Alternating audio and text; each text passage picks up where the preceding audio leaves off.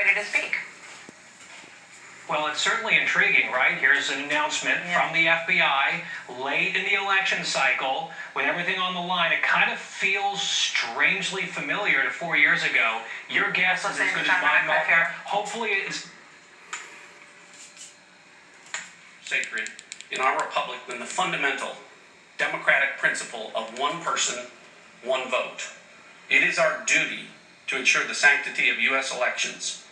That includes ensuring the security of voting systems.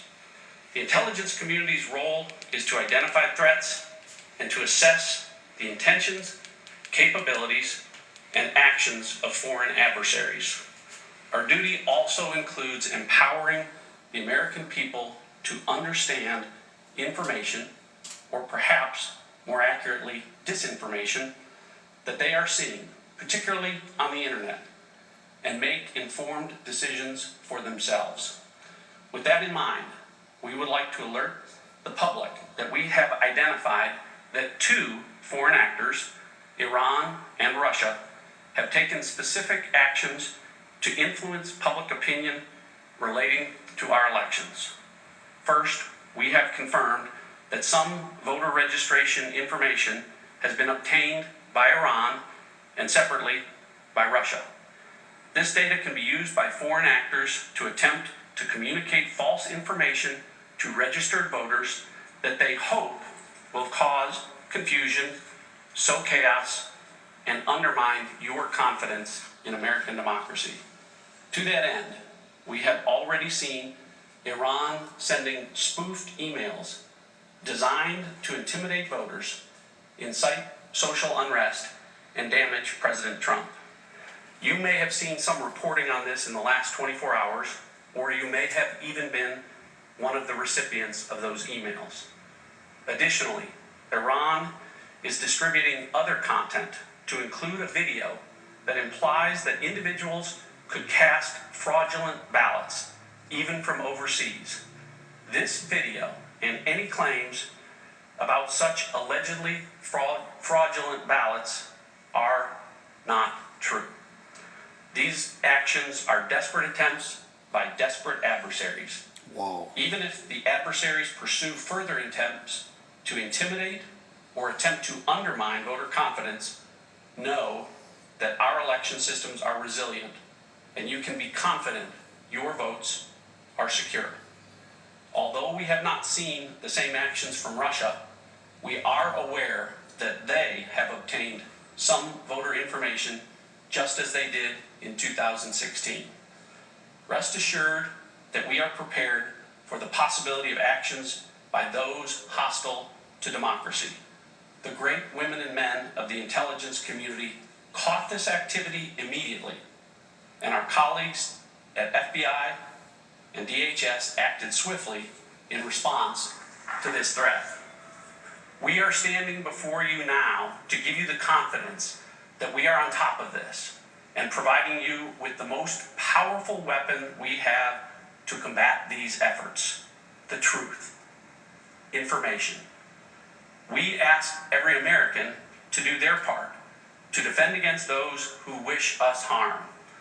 The way you do that is quite simple. Do not allow these efforts to have their intended effect. If you receive an intimidating or manipulative email in your inbox, don't be alarmed and do not spread it. This is not a partisan issue. I've had conversations today with members of Congress from both sides of the aisle, and there is complete unanimity in the U.S. government in our resolve to combat the enemies of freedom.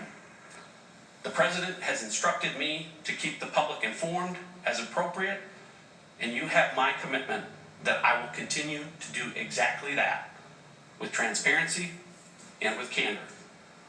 We will not tolerate foreign interference in our elections, and we will continue to work with our many partners to disrupt and to impose costs and consequences on any adversary that attempts to interfere in our democratic processes. The efforts of the President to empower us to put towards election security over these last 4 years are working. I'll now turn it over to my colleague, Director Wray of the FBI, to address law enforcement's activities. Thanks, John. The FBI is the primary agency responsible for investigating malicious cyber activity against election infrastructure, malign foreign influence operations, and election-related crimes like voter fraud and voter suppression or intimidation. And that's exactly what we've been doing.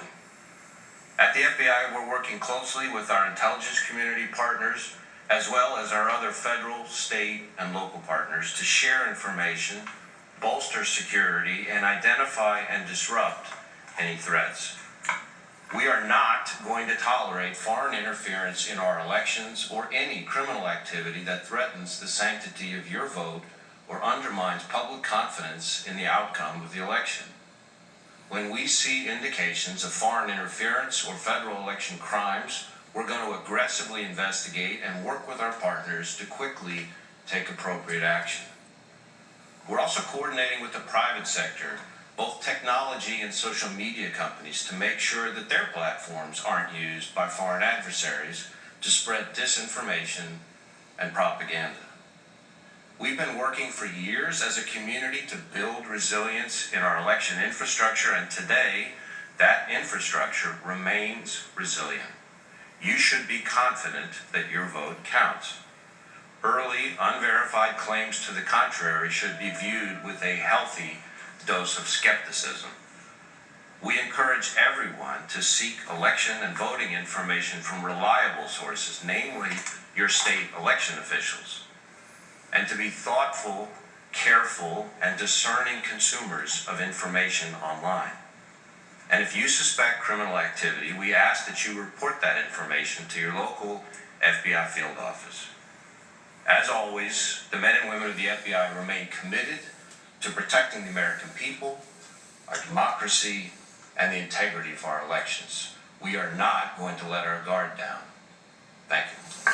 This is a guy who sat on the Hunter Biden laptop for 1 year. Chris Wray, he's probably going to get fired. I'm not sure. All right, there you have it. Big announcement from Chris Wray, the head, Not sure I the believe director of Chris the Wray FBI. We anything. started with the announcement by the DNI, the Director Ratcliffe, of National I believe. Intelligence, John Ratcliffe. And Definitely essentially, believe the John announcement Ratcliffe. tonight was that there have been efforts identified on behalf of the Iranian government and also the Russian government to interfere in the United States election.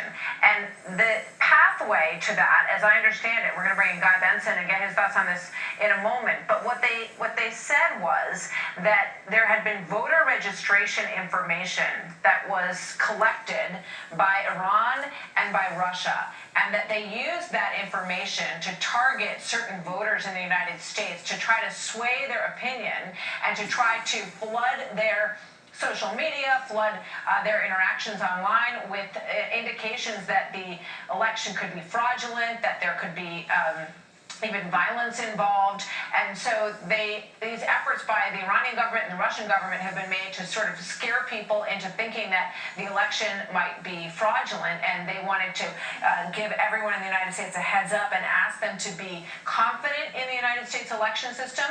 They said that they are on top of this effort by these two governments to influence our election, and they also said that that a lot of the information was targeted against President Trump. Yep. Let's bring in Guy Benson once again. Guy, watching this Joe along with Biden us. from What Iran. was your reaction? Iran wants Joe Biden as president. Well, I can't say that I'm surprised that foreign adversaries are trying to mess with us, right? We saw it 4 years ago with the Russians. Now the Iranians have joined this party. I have a sticker on that I voted today. I think it's a patriotic duty. I think seeing the DNI and the FBI director assure Americans your vote will count, our system is secure, but giving us a heads up that this stuff is happening, I think that's transparency. I think that's helpful.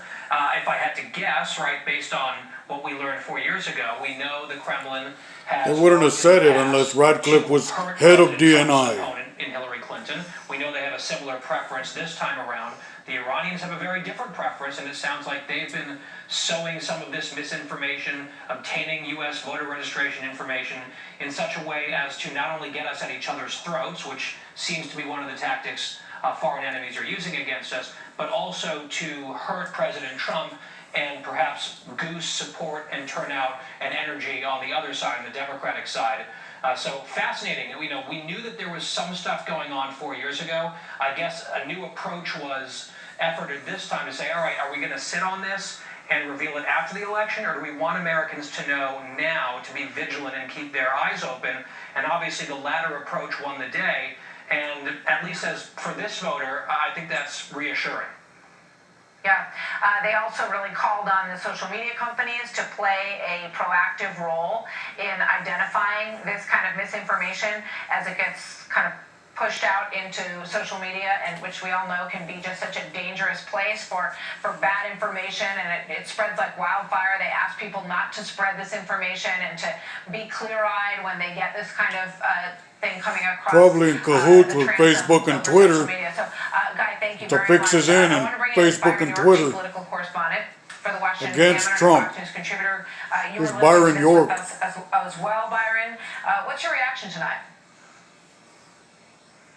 Well, again, not a surprise that a foreign government would try to do this, but perhaps more sophisticated than what we saw in 2016. We saw a number of examples in 2016 of Russians using Facebook and other platforms to try to influence voters in some key swing states. It was very small, very limited, didn't have much effect. Now we've seen apparently an effort by some sort of entity in Iran to send to Democratic voters purporting to be from the Proud Boys. Remember, that was the right-wing group that Joe Biden insisted that President Trump denounce in their first debate, purporting to be from the Proud Boys, saying, we've got your voter information, you need to change your registration, you need to vote for President Trump. And this is coming from Iranians. And they're clearly worried that these Iranians got information from voter files, which do have a lot of information about voters, and which are commercially available. They're not top secret. So there's a lot of concern about this tonight. So, Yep. Byron, what is the responsibility of social All media? that Twitter, information's out of there in the Facebook, ethosphere. when they see these things coming across their platforms, to mark them, to alert people, to take them down? Well, they have a responsibility to do that very thing. And to be fair to them, they have been trying since we first learned after the 2016 election that some of this stuff was going on. They have been trying to identify phony files, phony entities. Remember, we learned after the 2016 election that some of these Russian entities had been doing pro-Trump activities before the election, and then right after the election they were trying to organize anti-Trump protests. I mean, that's what Russians were trying Chaos, to do. Exactly, right? they're crazy. Discord Yeah. in the United States. Exactly, sowing Exactly. discord. That's And so exactly social right. media companies do have a responsibility to stop that. Yeah, I mean, it's a very difficult task in front of them because there's so much out there. And with regard to the Iranians going after this Proud Boys situation, it does obviously harken back to the last debate. The president was asked to call the group out. He seemed to be unclear who they were, and he told them to stand by and stand down, which got a ton of negative attention for him. And then you see the Iranians jump on that moment and kind of lean into it hard. Can the president do anything, say anything to make that divide very clear so that anybody out there who's seeing this online is quite clear on where it's coming from? Well, I think he can say it. I mean, after all, the FBI, the intelligence community, and his administration have found this out. We have official announcements. This is real. The president can say this tomorrow night. As a matter of fact, I mean, if you put it in political terms, you can say Democrats are trying to exaggerate the right-wing threat in this country. And look, here these things were coming from Iran. The president may do something like that. But the fact is, these foreign countries, especially Iran and Russia, are trying to sow discord here. I don't think they're trying specifically to elect one candidate for policy reasons, but they are trying to mess with us and always have. Exactly. But how can we quantify the amount of it? As you pointed out, rightly, Byron, They the must last have had time a around, good laugh over the Russia this sort of hoax. exaggeration about how much of a player the Russians were on Going Facebook after and Twitter our own got really president. blown out of proportion. So what's to keep, how do we know how big this issue is and how much influence it could even have? Because it's easy to sort of fast forward and see people pointing back to this moment and saying, oh, see, it was the Iranians, it was the Russians again. Yeah.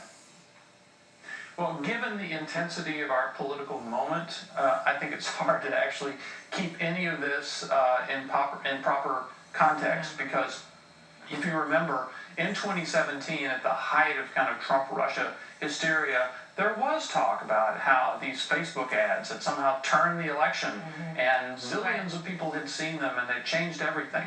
And it just wasn't the case. And so, look, we're in a very, very $1 million super heated Facebook time ads. right now. Hillary had And $1 billion. partisan on both sides will probably claim that. But I do think I gotta cut it this is short. responsible. It's the right thing for the FBI